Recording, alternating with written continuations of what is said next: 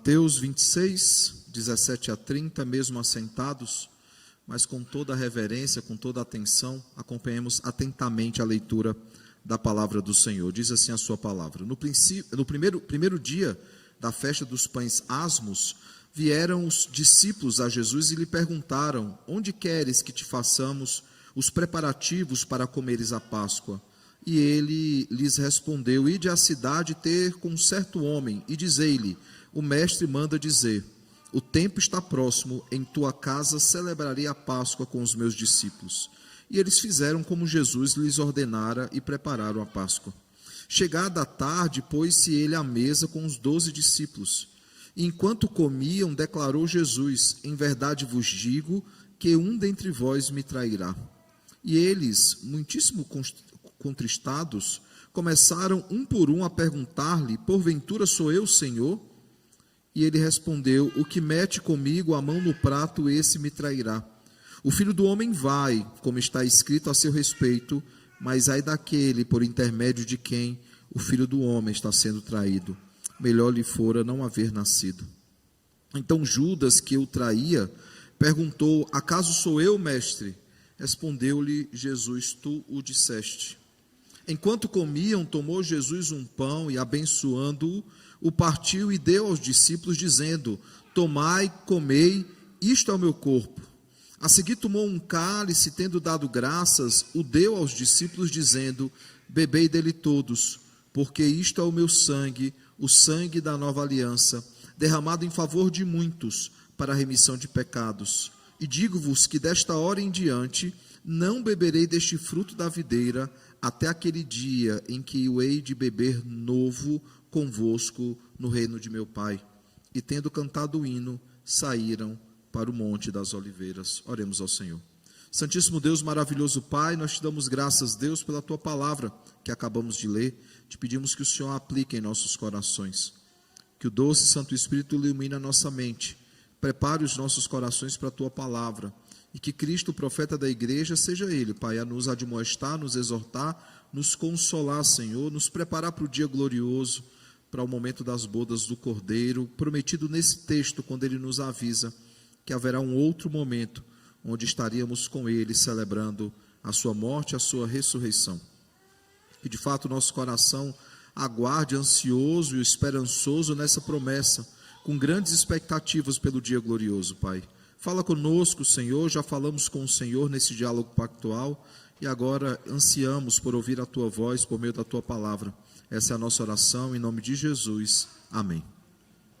Irmãos, no sermão passado, o sermão de dezembro, do dia 7 de dezembro, nós olhamos para o começo desse capítulo, o versículo 1 ao versículo 16, nós vimos o plano em ação, nós vimos o anúncio da morte de Cristo, ele mais uma vez anunciou a sua morte, nós vimos a preparação, quando ele foi ungido, preparado para a morte, e nós vimos toda a artimanha que estava se desenrolando da traição. No primeiro aspecto, no anúncio, os escribas, os fariseus, os principais sacerdotes já deixam claro que vão trair Jesus, mas eles esperam que passem as festas para que isso aconteça.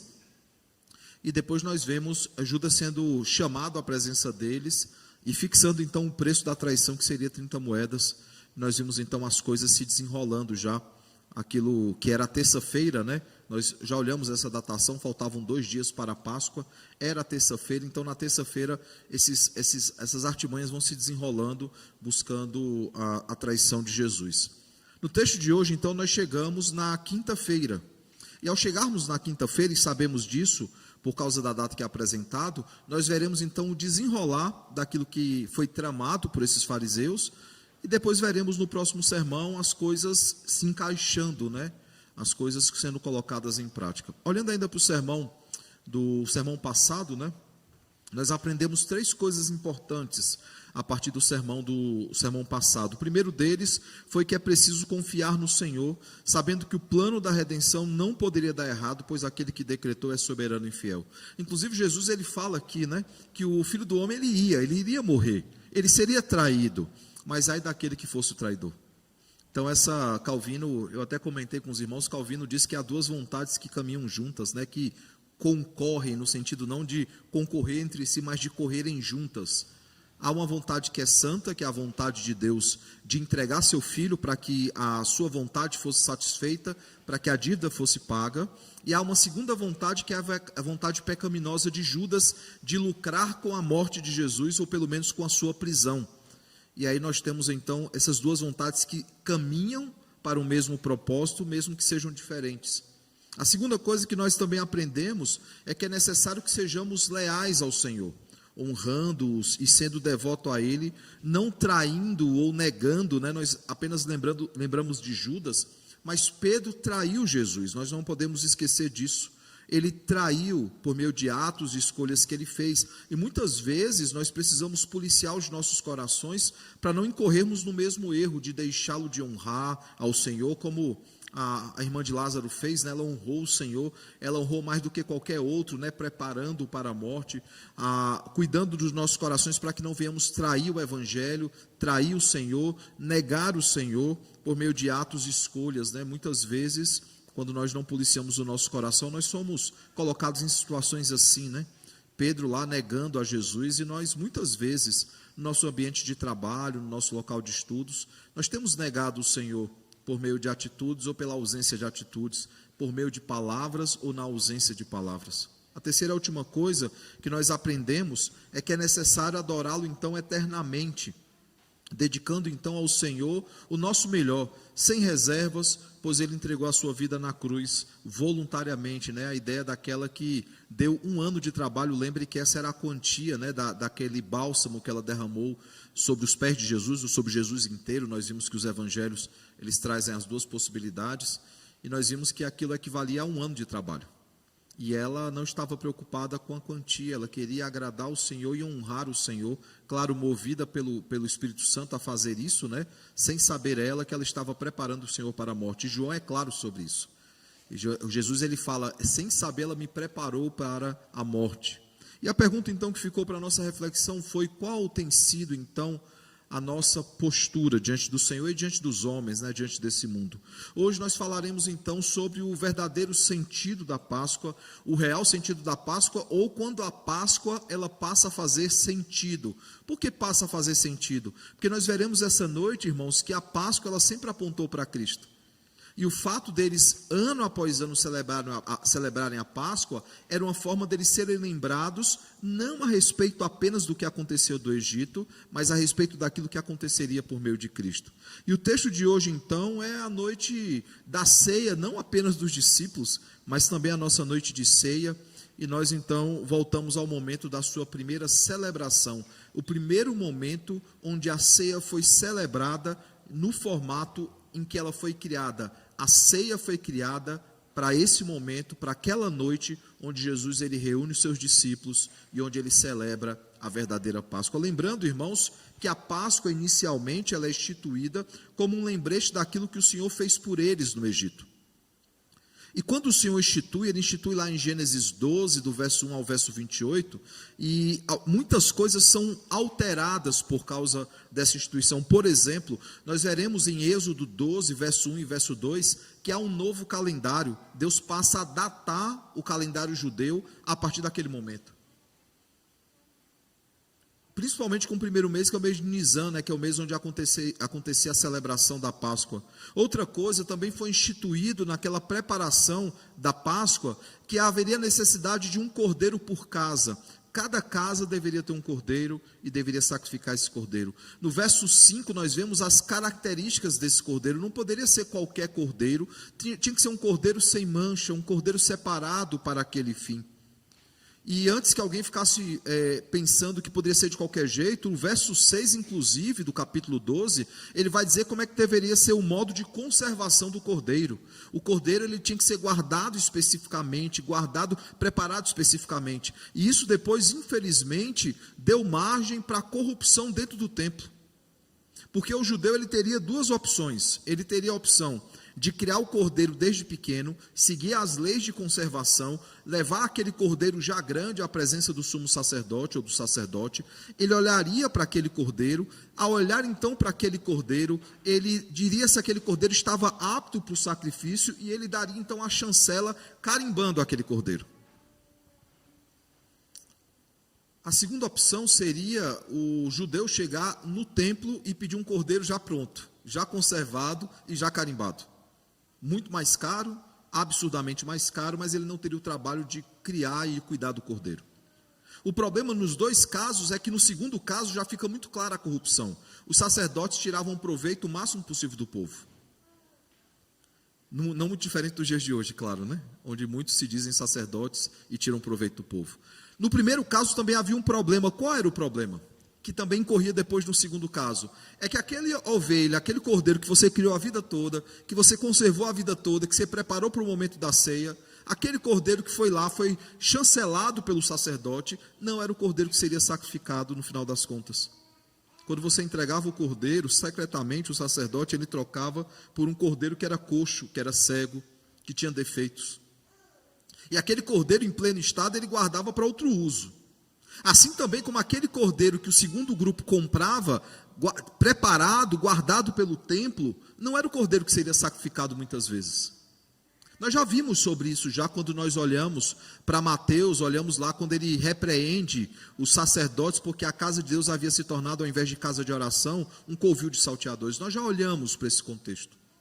E aqui nós temos então as regras de conservação. Ainda no verso 6 diz como é que deveria ser a forma do sacrifício. No verso 7 nós vemos então que o sangue do cordeiro deveria ser aspergido nas portas, para que o anjo da morte, quando passasse e visse o sangue na porta daquela casa, não tocasse no primogênito daquele lá. Nós temos no verso 8, verso 9, do capítulo 12 de Êxodo ainda, a refeição pascal, como é que essa refeição deveria acontecer.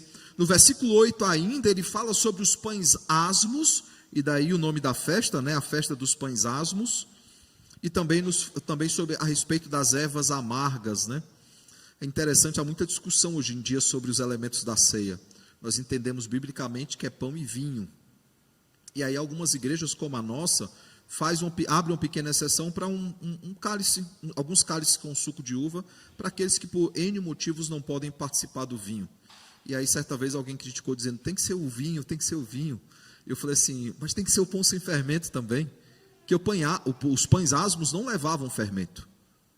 Eles não levavam fermento por alguns motivos, mas o principal deles é que era uma forma de ensinar ao povo que o fermento ele trazia corrupção àquela pessoa, como o mundo, né, nos traz corrupção. O fermento ele corrompia o pão, e era uma forma de lembrar sobre a pureza, o pão tem que ser puro, sem fermento.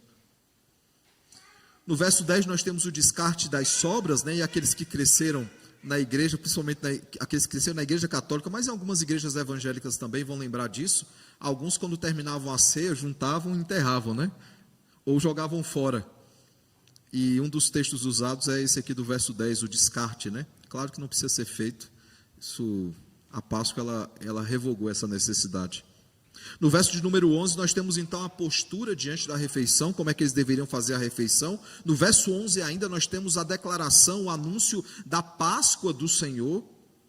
E aí no verso 12 começa então algumas questões mais aplicadas ao que aconteceria lá no Egito. Nós temos no verso 12 o juízo contra o Egito. No verso 13 nós temos a proteção ao povo, né? Enquanto os egípcios seriam punidos, o povo estaria protegido por causa do sangue. E veja já que há contornos aqui da obra de Cristo. Por que nós somos protegidos da morte? Por que a morte não tem poder sobre nós? Porque nós somos protegidos pelo sangue de Cristo, sangue este precioso que nos comprou na cruz do Calvário.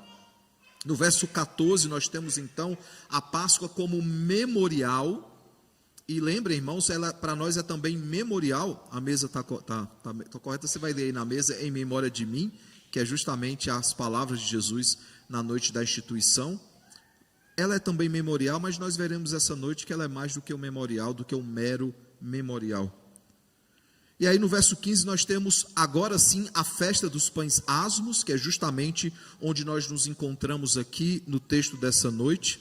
Depois nós temos no verso 15 também, e no verso 19, a punição pela desobediência, o que aconteceria com aqueles que desobedecessem o Senhor. No verso 16 nós temos a convocação. Essa convocação ela era de 2 dias, ela acontecia no primeiro dia e ela acontecia no 7º dia. Verso 17, nós temos o fundamento histórico da Páscoa, quando Moisés lembra aquilo que acontece no Egito. Verso 24 a 27, então, nós vemos a função pedagógica da ceia para o povo. E, finalmente, do verso 27 e 28, nós temos a resposta cultica do povo em relação a essa função pedagógica. Percebe, irmãos, que eles deveriam guardar esses preceitos. Há 28 versos explicando minuciosamente o que era a Páscoa, como é que eles deveriam guardar a Páscoa, como é que deveria ser a ceia, como é que o cordeiro deveria ser preparado, como ele deveria ser sacrificado. Haviam vários preceitos que foram colocados ali em Êxodo 12, e todos eles apontavam para o Cristo. Apontavam para o momento onde esse dia faria todo sentido, quando não mais um cordeiro humano no sentido de um animal, mas o cordeiro vivo, o cordeiro de Deus que tira o pecado do mundo, ele se entregaria por sacrifício pelos nossos pecados. Eles deveriam, ano após ano, guardar a Páscoa, para que quando o verdadeiro cordeiro pascal celebrasse a verdadeira Páscoa, eles soubessem exatamente aquilo que estava acontecendo naquela noite. Para que eles soubessem exatamente o que é que eles estavam celebrando. É sobre isso, irmãos, que eu gostaria de falar essa noite, sobre o que de fato é a verdadeira Páscoa e como os judeus deveriam, ano após ano, de forma pedagógica, aprender sobre essa Páscoa, para que quando finalmente a ceia fosse celebrada, eles não fossem pegos de surpresa. Voltando aqui então ao texto, irmãos, nós somos informados a respeito do dia que aconteceu esse momento. O texto diz que foi no primeiro dia da festa dos pães asmos, verso 17. É interessante porque nós não temos informação do que aconteceu na quarta-feira. Porque lembrem, tudo que estava sendo relatado até aqui fala a respeito de 2 dias antes da Páscoa, a terça-feira. E agora nós nos encontramos no início então da Páscoa, que é a quinta-feira. E vemos então que o texto está falando da manhã da quinta-feira. Por que eu tenho certeza que refere-se à manhã da quinta-feira? Porque no verso 20 vai dizer o seguinte: chegada a tarde. Então o que vem antes da tarde? Amanhã. É uma manhã de quinta-feira, é o 14º dia de Nisan. Como é que eu sei que é o 14º dia? Porque lá em Êxodo é instituído que o dia de celebração da Páscoa seria o 14º dia de Nisan. Veja que aqui nós temos, irmãos, muito claro, verso 6 de Êxodo 12: e guardarei até o 14º dia desse mês, e todo o ajuntamento da congregação de Israel o imolará no crepúsculo da tarde. Ou seja, é exatamente o momento que foi instituído. E é preciso lembrar, irmãos, que há no crepúsculo da tarde uma mudança de dia, porque para o judeu não é de meia-noite a meia-noite, é de 18 horas às 18 horas, ou das 6 horas da tarde às 6 horas da tarde. E veja, irmãos, que todo o povo fazia isso nesse dia. Não era um dia que as pessoas escolhiam: hoje eu vou celebrar a Páscoa, o outro vai celebrar amanhã, não. No 14º dia de Nisan, no crepúsculo da tarde, todos deveriam imolar o cordeiro pascal. Então, logo de manhã, irmãos, os discípulos perguntam para o Senhor, porque eles sabem que é quinta de Páscoa. Eles perguntam então: onde queres que façamos os preparativos para comeres a Páscoa? Claro que eles não precisavam, irmãos, apenas a prepará-la, era necessário que coisas fossem compradas. Eles precisavam, além do cordeiro, que era mais fácil de resolver, como eu expliquei, havia 2 opções. Eles precisavam de pães sem fermento, os pães asmos, eles precisavam de ervas amargas, eles precisavam do vinho. Esses eram os preparativos, mas não apenas o preparativo em relação ao que havia de ser comido, mas haviam também os preparativos a respeito do lugar onde aconteceria e como aconteceria. E aí então os discípulos perguntando, onde queres que te façamos os preparativos para comeres a Páscoa? Por que ele fala em onde e não como? Porque era no lugar da Páscoa que esses preparativos eles eram feitos. Eles não compravam em um canto, preparavam em um canto e levavam para o local da Páscoa. Tudo era feito no local da Páscoa. E veja aí a resposta do Senhor, diz o seguinte, verso 18 e 19: ide à cidade ter com certo homem, dizei-lhe: o mestre manda dizer, o meu tempo está próximo, em tua casa celebrarei a Páscoa com os meus discípulos. E eles fizeram como Jesus lhes ordenara e prepararam a Páscoa. É interessante, irmãos, porque Mateus fala em discípulos. E discípulos podem ser todos ou alguns. Marcos, ele é mais específico, ele fala em 2 discípulos, Marcos 14, 13. Lucas 22, 8 dá o nome dos 2 discípulos, Pedro e João. Só que é interessante, irmãos, nesses 3, nós já vimos que os evangelhos, eles dialogam entre si em muitos textos, há a preocupação de dar a quantidade de discípulos, há a preocupação de dizer os nomes dos discípulos, mas não diz que certo homem era esse. Quem é o homem que vai receber a Páscoa? E é interessante, irmãos, que há uma explicação até plausível para isso. Jesus, ele mantém o sigilo a respeito do endereço da Páscoa, para que eles não fossem surpreendidos pelo traidor, para que Judas só soubesse o local em cima da hora. E faz sentido ser apenas 2 discípulos, e Pedro e João, os 2 mais próximos de Jesus, porque eles guardariam sigilo a respeito disso, para que eles não fossem surpreendidos durante a ceia, né? É interessante que a preocupação dos sacerdotes é que as coisas acontecessem após a festa. Jesus, ele está preocupado que as coisas não aconteçam antes da festa. Ele quer que a Páscoa seja celebrada para que ela tenha um real sentido, o verdadeiro sentido, para que o povo finalmente entenda quem é o verdadeiro Cordeiro Pascal e qual é a verdadeira Páscoa. Mas certamente tratava-se de um seguidor de Cristo, porque ele sabe quem é o mestre. Esse é o anúncio. Diga que o mestre mandou dizer isso. E ele sabe que chegou a hora. Que hora é essa? A hora da sua morte. Jesus, ele diz isso. Avise para ele que o tempo está próximo, que está chegando o momento e que na casa dele então nós celebraríamos a ceia. E tudo isso apesar da obrigação do lugar, irmãos. Por que a obrigação da cessão do lugar? Porque se você fosse um judeu naqueles dias, e você precisasse de um lugar para celebrar a Páscoa, e tivesse alguém com um lugar disponível, ele era obrigado a ceder aquele lugar para que a Páscoa fosse celebrada. Ninguém poderia deixar de celebrar a Páscoa por qualquer motivo que fosse. Mas é óbvio que o lugar aqui é um local que alguém que segue a Cristo por causa da palavra, o mestre manda dizer. Chegado então à tarde, nós vemos, do verso 20 a 25, que a mesa então foi posta e o traidor foi anunciado. Nós já esgotamos muito a questão da traição de Judas. Por quê? Porque nós já falamos isso no sermão passado, falamos hoje na introdução, e quando formos falar de Pedro negando a Jesus, nós falaremos novamente sobre esse aspecto. Mas de forma muito resumida é isso que acontece. Chega então à tarde, a virada do dia, né? Da quinta para a sexta. Para um judeu eles estavam entrando na sexta-feira, que é exatamente o dia em que Jesus foi crucificado, e eles celebram a Páscoa exatamente no dia da crucificação de Cristo. É interessante perceber isso, porque para nós a celebração da ceia ela acontece um dia antes, mas para o judeu a Páscoa é celebrada no mesmo dia onde o Cordeiro Pascal será imolado. Lembra, irmãos, que o Cordeiro Pascal era imolado nesse dia, e Jesus foi imolado exatamente no dia da Páscoa.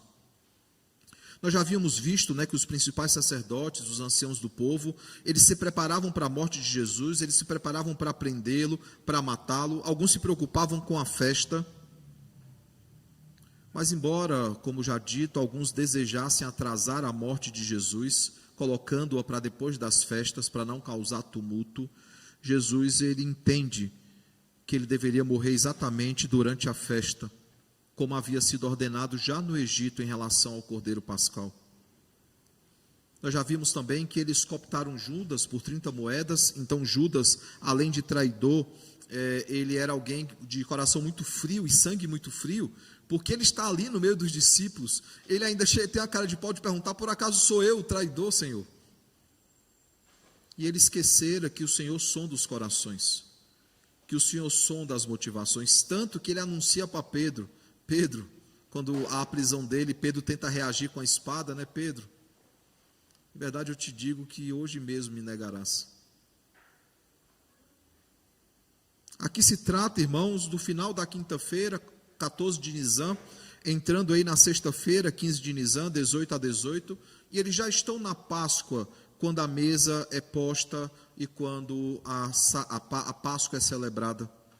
Nesse mesmo dia, conforme o relógio judaico, Jesus morreria na cruz pelos nossos pecados.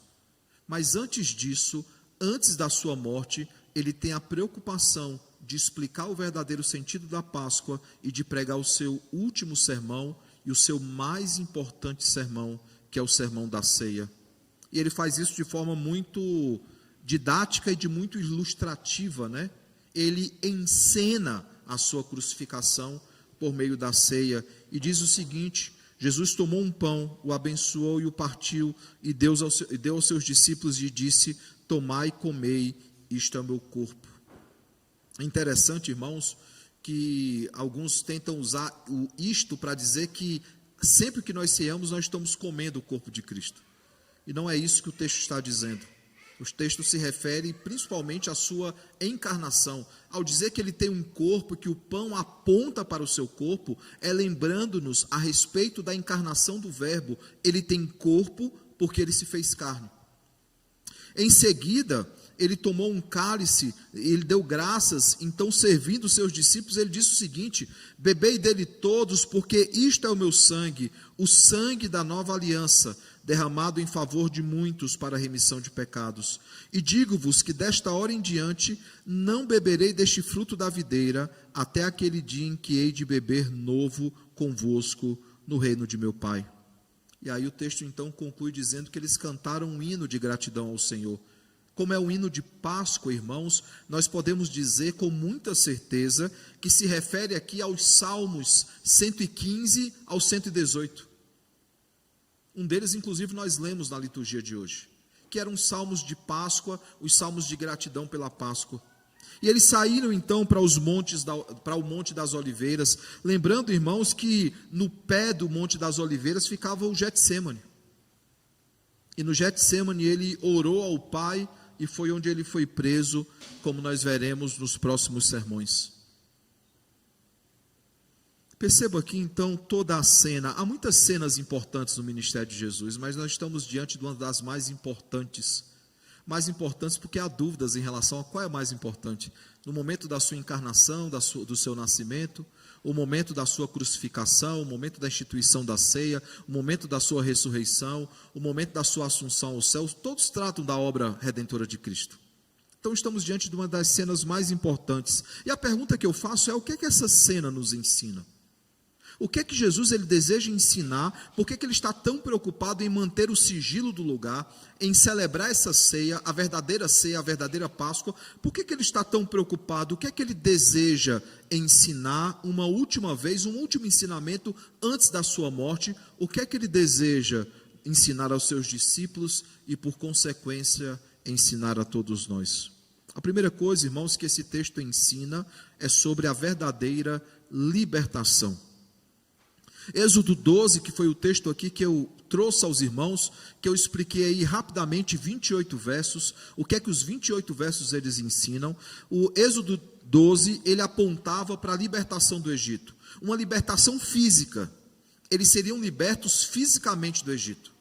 E é interessante, irmãos, porque em Mateus 26 nós veremos que a mesma coisa está sendo ensinada com um aspecto mais profundo. E não ensinava apenas a respeito da libertação física, ensinava também a respeito do juízo de Deus contra os egípcios e da preservação de um povo para que um povo fosse formado. Em Mateus 26, os três aspectos também estão presentes. Quando nós vemos que a libertação não é apenas mais física, ela é física e espiritual, ela é a libertação do pecado. Libertação espiritual que nós já gozamos, nós já estamos unidos com Cristo, mas ainda há uma última libertação que nós aguardamos, que é a libertação física, quando o que é corruptível se revestir de incorruptibilidade e o que é mortal se revestir de imortalidade, que é referência à ressurreição final. Temos também aqui o juízo também sobre alguém, mas é o juízo substitutivo de Cristo. Deus ele traz o seu juízo sobre alguém e a justiça de Deus recai sobre o seu filho. Ele se agrada de moer o próprio filho, porque por meio da morte de Cristo nós teríamos vida eterna. E temos também, irmãos, a manifestação do povo da nova aliança. temos claramente quem é esse povo, um povo que não é restrito apenas aos judeus, eles compõem todas as nações do mundo, como já acontecia no Antigo Testamento, por isso é dito a Abraão, em ti serão benditas todas as famílias da terra. O evangelho nunca foi apenas para os judeus, sempre foi para todas as nações. E não é apenas esses aspectos, irmãos, o sangue no madeiro, aquele sangue que deveria ser derramado, aspergido nas portas, ele foi superado por um sangue que é superior, o sangue precioso de Cristo que foi derramado também no madeiro lá na cruz do Calvário. Para que assim como no Antigo Testamento o anjo da morte não tivesse poder sobre aqueles que estavam dentro daquela casa, por meio da morte de Cristo, nenhum daqueles que estão sob a cruz de Cristo, a morte tem poder algum, ela não pode tocar a nenhum destes, porque pertencem ao Cordeiro que comprou com sangue precioso. E a ceia do Senhor, irmãos, essa mesa que está posta diante de nós, ela nos lembra exatamente isso, ela nos lembra como tudo isso foi possível por causa da encarnação do Verbo, por isso que há o corpo, por isso que há o sangue e há o cálice da nova aliança. Isaías nos diz que o seu corpo foi moído, o seu sangue foi derramado. Isso só pode acontecer, irmãos. Um Deus só pode sangrar se ele se fizer carne, se ele habitar entre nós, como João diz, e o Verbo se fez carne e habitou no meio de nós. E o verdadeiro Cordeiro da Páscoa, o verdadeiro Cordeiro Pascal nos deu a verdadeira Páscoa, a eterna Páscoa, ao se entregar voluntariamente pelos nossos pecados, o justo pelos injustos. Voluntariamente, irmãos, Isaías 53 diz que como ovelha muda diante dos seus tosqueadores, ele não abriria a boca. Em vários momentos ele tem a oportunidade de usar o seu poder diante de Pilatos. Pilatos diz, diga alguma coisa e eu libertarei. Ele diz, nem autoridade você teria se não tivesse sido dada dos céus.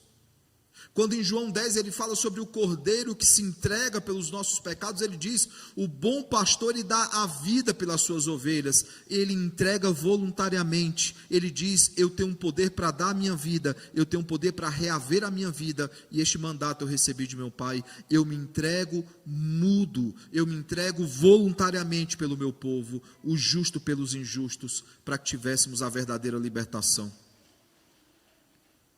Mas o texto não trata apenas da verdadeira Páscoa, verdadeira libertação, o texto também trata sobre a extensão do sacrifício. Alguns tentam, irmãos, discutir se o sacrifício de Cristo foi por todos, se o sacrifício de Cristo foi por alguns, ele morreu por todo, ele morreu por alguns. E nós cremos, como calvinistas que somos, monergistas que somos, que Cristo se entrega apenas pelo seu povo, ele se entrega apenas pelos pecados do seu povo. E as escrituras elas são muito claras a respeito disso, inclusive o texto de hoje. O texto de hoje ele afirma, Jesus afirma, não é um discípulo que está afirmando, não, é algo, claro, inspirado por Deus, pelo Espírito Santo, Mateus registrou esse texto, mas são palavras do Senhor. Veja o que é que ele diz aqui, porque isto é o meu sangue, o sangue da nova aliança derramado em favor de quantos? De todos, de muitos, para a remissão dos pecados. E é interessante, irmãos, eu vou investir um pouco mais de tempo nesse ponto, porque é o ponto que há mais discussão. Ninguém discute que nós fomos libertos do cativeiro do pecado por causa da obra de Cristo, mas a extensão desse sacrifício muitos discutem. Nós lemos aqui, irmãos, claramente que o sangue é derramado em favor de muitos e não de todos. Só isso já é suficiente para encerrar a discussão. Para dizer assim, o sangue não foi derramado por todo mundo. Alguns tentam trazer uma terceira via dizendo o seguinte, não, o sangue tinha potencial para salvar todo mundo, mas ele só salva aqueles que o Senhor quer salvar. Mas irmãos, o sangue não é somente potencial, ele é efetivo. Se Cristo derramou o seu sangue por todos, ele pagou a dívida de todos. Se não há dívida, não há condenação. Por isso a necessidade de nós aprofundarmos mais um pouquinho aqui. Cristo ele já havia deixado claro, irmãos, em muitos textos, que o seu reino foi preparado antes da fundação do mundo, antes da encarnação dele, antes da escolha dos seus súditos, antes da escolha dos seus discípulos, ele já conhecia os seus súditos. Por exemplo, Mateus 25, 34, eu podia escolher outros textos, mas vou escolher um texto próximo, para você não ter que voltar muito aí na sua Bíblia. Mateus 25, 34 diz o seguinte: vinde, benditos de meu Pai, entrai na posse do reino que vos está preparada desde a fundação do mundo. Não é um reino que está preparado desde a fundação do mundo. O reino estava preparado para eles antes da fundação do mundo. Vos está preparado. E perceba que a palavra aqui, benditos de meu Pai, é uma palavra concretizada. Não é uma pessoa que pode ser que se torne um bendito do Pai. Aquele que é do Senhor até o fim, porque Ele escolheu de antemão e Ele providenciou a salvação desse povo por meio de sangue precioso. Cristo, Ele conhece os seus súditos. Esse reino foi preparado antes da fundação do mundo. A pergunta que fica é, se Ele conhece os seus súditos, se esse reino foi preparado para os seus súditos, por que Ele teria que morrer por todos? Por que Ele teria que derramar seu sangue por todos? Não é à toa, irmãos, que olhando para Isaías 53, versos 11 e 12, que descrevem não somente como se daria o sacrifício de Cristo, mas as consequências do sacrifício de Cristo, diz o seguinte: ele verá o fruto do penoso trabalho. Só abrindo um parêntese aqui, é interessante a palavra penoso, né? Ele, como segundo Adão, ele trabalha penosamente e ele vê o fruto do seu penoso trabalho. E a gente até já falou, né, que os espinhos que vão na cabeça de Jesus só existem por causa da maldição da terra. Sem a maldição da terra não existiriam cardos e abrolhos. Os espinhos que vão na cabeça de Jesus só existem por causa da maldição que foi colocada na terra. Continuando no texto, ele verá o fruto do penoso trabalho da sua alma e ficará satisfeito. O meu servo, o justo, com o seu conhecimento, justificará a muitos, porque as iniquidades deles levará sobre si. Veja que ele não justificará a todos, ele não levará sobre si a iniquidade de todos, mas somente desses que ele justificará, a iniquidade deles levará sobre si. O texto continua: por isso, eu lhe darei muitos como a sua parte, e com os poderosos repartirá ele o despojo, porquanto derramou a sua alma na morte, foi contado com os transgressores. Aí veja a conclusão do texto: contudo, levou sobre si o pecado de muitos, e pelos transgressores intercedeu. Não é à toa que Jesus, então, ao se referir à noite, no momento da ceia, ele disse que o seu sangue seria derramado por muitos e não por todos. O sacrifício perfeito de Cristo, irmão, se deu pelo seu povo, por isso ele é perfeito. Ele é perfeito porque ele é eficaz, ele é perfeito porque ele acontece de forma propositiva e conclusiva, é sobre os seus. Esse povo que ele ama eternamente e que ele se entregou voluntária e propositalmente, um amor que é proposital, isso é amar de tal maneira. O amor de João 3,16 é um amor propositivo, é um amor salvífico. Ele não ama todo mundo.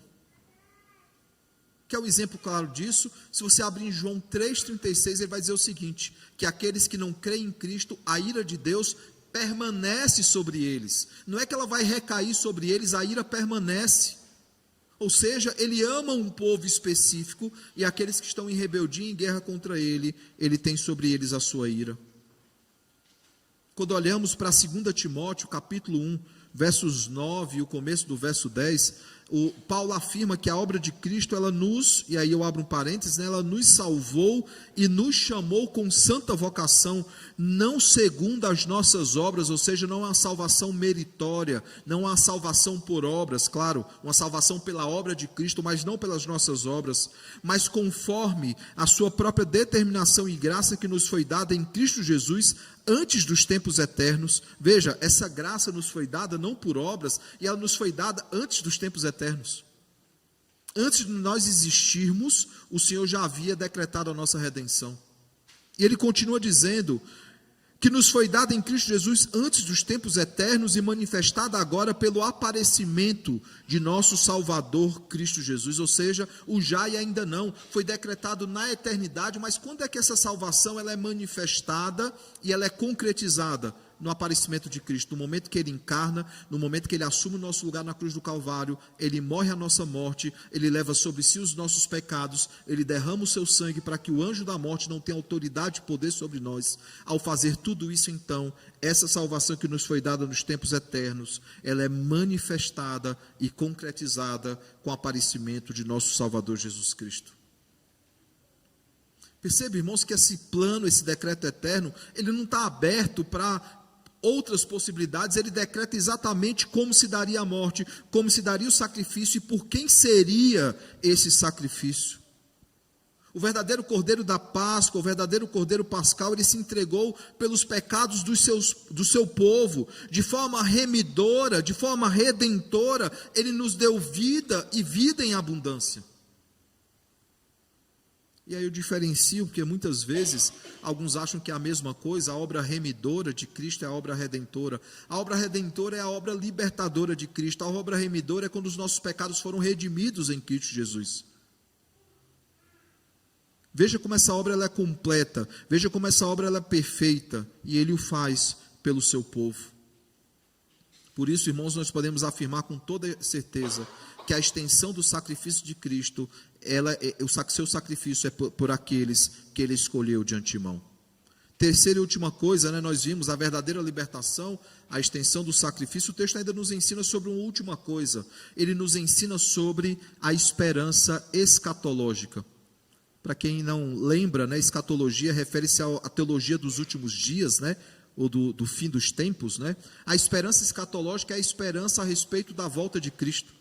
Nesse sermão, irmãos, Cristo ele nos dá uma promessa. Veja o que é que ele diz no verso 29. E digo-vos que desta hora em diante não beberei deste fruto da videira até aquele dia em que hei de beber novo convosco no reino de meu Pai. Perceba que ele promete aqui a todos nós uma ceia presencial quando o seu reino for consumado. Claro que alguns podem entender que se refere com o já e ainda não, o momento onde ele celebra a ceia após a sua crucificação. Vocês lembram disso? Lucas registra que o primeiro grande ato de Jesus após a sua crucificação é celebrar a sua primeira ceia já ressurreto, ali com os discípulos de Emaús. Mas ali ainda é parcial, irmãos. A completude dessa promessa se dá em novos céus e nova terra, nas bodas do Cordeiro. Quando nós estivermos, irmãos, diante do Cordeiro, quando nós estivermos diante do Senhor de todas as coisas, celebrando juntamente com Ele a sua morte, a sua ressurreição, a sua vitória na cruz do Calvário. Enquanto isso não acontece, nós seguimos as instruções de Paulo, quando registra ali em 1 Coríntios, capítulo de número 11, verso 26, que ele diz: porque todas as vezes que nós comemos deste pão e bebermos desse cálice, nós anunciamos a morte de Cristo até que Ele venha. Enquanto o rei não retorna, nós celebramos domingo após domingo, ou mês após mês, nós celebramos a vitória do Cordeiro na expectativa da sua volta e anunciando a sua volta. Quando ele vier, nós teremos, irmãos, aquilo que o Hendrickson chama, que é um dos nossos comentaristas bíblicos, nós teremos uma comunhão que é eterna e uma comunhão que é festiva, celebrativa. Veja o que é que o Hendrickson diz. Então, tanto a Páscoa quanto a Eucaristia terão seu propósito, Nós evitamos a palavra Eucaristia, parece uma palavra muito católica, mas é uma palavra teológica, irmãos. Ela aponta para ações de graças diante da morte e da ressurreição do Cristo. E ele continua dizendo: e assim vemos que a comunhão não só aponta de forma retrospectiva para o que Cristo fez por nós, ou seja, essa comunhão que teremos com Ele não apenas aponta para a obra de Cristo na cruz do Calvário, ou seja, de forma retrospectiva, mas ela também aponta de forma prospectiva, ou seja, para o futuro, ela aponta para o que ainda haverá de significar para todos nós. E aí ele conclui dizendo: é um símbolo da gloriosa reunião e das festividades intermináveis que os filhos de Deus esperam na vida por vir. Ou seja, será uma festa gloriosa, será uma festa eterna, será um momento, irmãos, de comunhão eterna e festiva com o nosso Deus.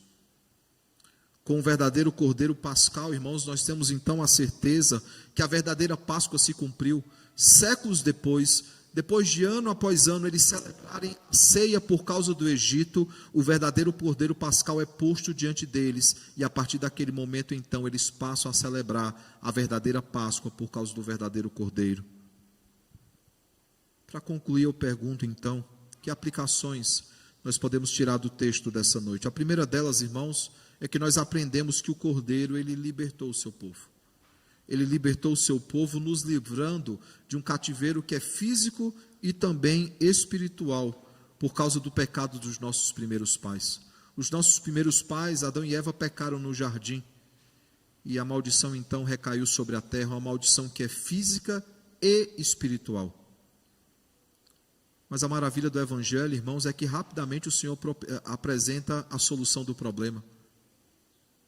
Ele diz que a semente da mulher pisaria a cabeça da serpente.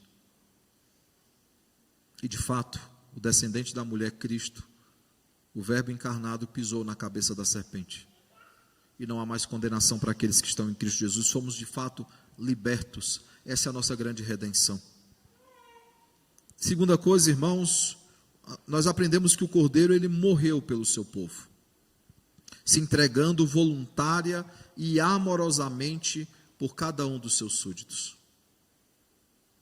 De forma voluntária, de forma amorosa, ele se colocou como substituto, não apenas perfeito, mas o substituto voluntário, aquele que assumiu o nosso lugar.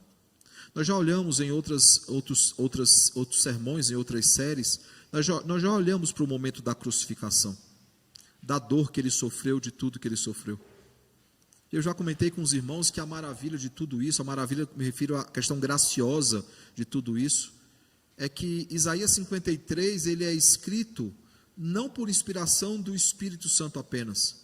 Pedro vai nos dizer que foi o próprio Espírito de Cristo que colocou no coração dos profetas as circunstâncias, os aspectos de como se daria a morte do Cordeiro.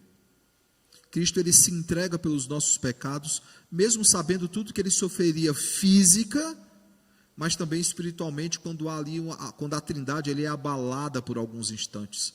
Quando Deus se agrada de moer o próprio Filho. Quando Deus se agrada de derramar toda a sua ira sobre o seu próprio Filho. Porque ninguém poderia aguentar, mas Cristo ele aguentou. E ele faz isso, irmãos, de forma voluntária. Ele faz isso de forma amorosa. É interessante que isso é, inclusive, evangelístico, né? No momento da crucificação, um dos ladrões, ele olha para o outro ladrão e diz: por que você está blasfemando contra esse homem? Nós merecemos estar aqui, mas o que é que ele fez para merecer tudo isso? E aí ele olha para Jesus e ele diz: lembra-te de mim quando entrares no teu reino. E aí Jesus responde: em verdade te digo que hoje mesmo estarás comigo no paraíso. Terceira e última coisa, irmãos, ele libertou o seu povo, ele morreu pelo seu povo. Nós aprendemos também nesse texto que o Cordeiro, ele reinará com o seu povo, nos fazendo desfrutar da sua presença gloriosa de forma eterna, e de festividades, como diz o Hendricks, que são intermináveis em novos céus e nova terra, no seu reinado eterno. Claro, irmãos, iremos trabalhar lá, né? Eu já comentei com alguns, Isaías 65 é claro sobre isso, que trabalharemos, né? Alguns acham que o trabalho é consequência do pecado. Não, irmãos, Adão e Eva já trabalhavam antes da queda. O trabalho, ele glorifica o Senhor. Ele é penoso por causa dos pecados dos nossos primeiros pais, mas ele é uma coisa que dignifica o homem, ele glorifica a Deus, não é consequência da queda. Nós trabalharemos em novos céus e nova terra, né? Isaías 65 diz que nós moraremos nas casas que nós mesmos construímos. Mas o fato, irmãos, é que há sim, não apenas a presença gloriosa do Cristo, haverão festividades intermináveis em adoração ao Cordeiro, à obra do Cordeiro, aquilo que o Cordeiro fez por nós em nosso lugar. E o nosso coração tem que ter expectativa, essa é a nossa grande esperança escatológica. Diante de um mundo decaído, de um mundo morto em seus delitos e pecados, de um mundo cada vez mais corrupto e corruptível, de um mundo cada vez mais cheio de mazelas, a grande esperança para o coração do crente é saber que há novos céus e nova terra, que Deus ele renovará todas as coisas, nos fazendo então desfrutar da sua gloriosa presença eternamente e de intermináveis festividades celebração pelas bodas do Cordeiro, pela morte de Cristo. Eu pergunto então, irmãos, nós celebramos a verdadeira Páscoa? Até no momento da ceia, quando nós nos achegamos à mesa do Cordeiro, nós celebramos a verdadeira Páscoa ou a mesa do Cordeiro é um mero rito para todos nós? É o momento que nós participamos e se não conseguirmos participar, não faz diferença. Eu lembro certa vez, eu precisei entrar em viagem, e aconteceu que isso não era comum. Por 2 domingos eu fiquei fora da igreja que eu pastoreava por compromissos que foram sendo assumidos. E eu passei 2 meses sem tomar a ceia. Por quê? Porque eu não posso dar a ceia para mim mesmo. Isso não existe, o pastor não dá a ceia para ele mesmo. A ceia tem toda uma questão, pessoas têm que estar presentes, há uma liturgia de culto. E aí eu estava numa igreja, pregando nessa igreja, e não havia, já havia acontecido a ceia naquela igreja já. E aí eu perguntei àquele irmão, o irmão poderia dar a ceia para mim? Por quê? Porque a ceia é algo que é importante para nós, irmãos. A ceia é alimento espiritual para todos nós. A ceia, ela fortalece a nossa fé, ela renova o nosso vigor. Ninguém deve deixar de participar da ceia por qualquer motivo que seja, a não ser que seja um motivo justificado e que não possa ser adiado, inadiável. Mas o fato, irmãos, é que nós celebramos realmente a verdadeira Páscoa, ela se torna apenas um rito, ou até mesmo um amuleto de sorte, Em algumas igrejas, o culto mais cheio é o culto da Páscoa, Aqueles mais antigos vão lembrar disso, Era o culto onde todo mundo aparecia. Era uma vez por mês e a igreja estava cheia. Não, irmãos, a Páscoa, ela tem significados que nós iremos explorar um pouquinho mais durante a distribuição dos elementos. Eu pergunto mais uma vez, nós celebramos a verdadeira Páscoa? Que o Senhor nos ajude, irmãos, a de fato celebrarmos a verdadeira Páscoa, que Ele nos ajude a nos alegrar com a nossa redenção. Às vezes a gente reclama de tanta coisa na nossa vida, nós não nos alegramos com a redenção em Cristo Jesus. Que Ele nos ajude, irmãos, a também nos alegrar com a remissão dos nossos pecados. O escrito de dívida que estava sobre nós foi arrancado de sobre nós e foi encravado no madeiro. Esse é motivo de alegria eterna, irmãos. E que Ele nos ajude, irmãos, a termos essas promessas gloriosas no nosso coração, A promessa da redenção, a promessa da remissão dos nossos pecados, mas acima de tudo, irmãos, a promessa de que chegará um tempo em novos céus e nova terra, que nós celebraremos a Páscoa, a verdadeira Páscoa, diante do verdadeiro Cordeiro.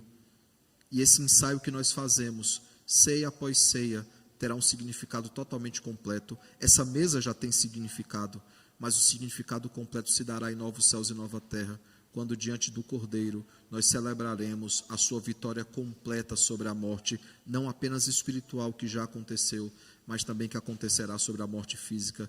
Ninguém que estará lá vai adoecer, ninguém que estará lá vai envelhecer, porque a morte física não mais existirá no nosso meio.